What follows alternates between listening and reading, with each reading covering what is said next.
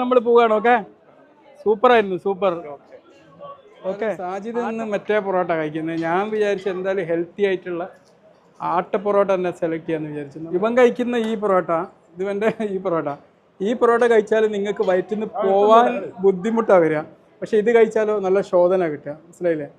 നല്ല ഒരുപാട് നാര് ഇതിനകത്ത് അടങ്ങിയിട്ടുണ്ട്. അപ്പം നല്ല അടിപൊളിയായിട്ട് നിങ്ങൾക്ക് ദഹന പ്രശ്നങ്ങൾ തടയാൻ, കോൺസ്റ്റിപ്പേഷൻ അല്ലേ, ശോധന പോകുന്നത് തടയാനൊക്കെ വളരെ ഹെൽപ്ഫുള്ളാണ് ഈ ആട്ട പൊറോട്ട എന്നാണ്. ഓക്കെ, പ്രമേഹമുള്ള ആൾക്കാർക്കൊക്കെ അത്യാവശ്യം ഈ ഒരു ആട്ട പൊറോട്ട കഴിക്കുകയാണെങ്കിൽ തീർച്ചയായിട്ടും അവരുടെ ഷുഗറിൻ്റെ അളവൊക്കെ റെഗുലറായിട്ട് മെയിൻറ്റെയിൻ ചെയ്യാൻ, അത് ഏറ്റക്കുറച്ചിലില്ലാതെ മെയിൻറ്റെയിൻ ചെയ്യാനൊക്കെ ഈ ആട്ട പൊറോട്ട കൊണ്ട് സാധ്യമാകും, മനസ്സിലായില്ലേ?